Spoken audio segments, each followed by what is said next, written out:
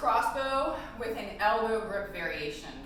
And in the previous video, I was speculating, like, how did they come up with this name for it? Because it's two different holds, but maybe it's because they are both built off of the genie, regardless of whether you're going to do the elbow hold or you're going to do push through and into the straddle and hold on with both hands.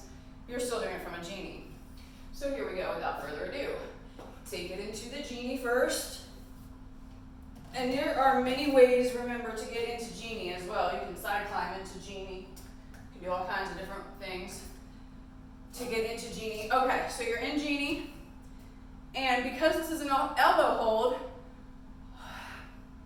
I would make sure that you got a really good grip with these knees before you start with the elbow. Because if you don't get it on the fattest part of the elbow that you have, it's gonna hurt. And my skinny ass needs to really make sure that I got this adjusted really good so it doesn't hurt. All right, so now I got it. Now I can straighten my legs and release it into this elbow hold. Okay? So this is crossbow with an elbow hold.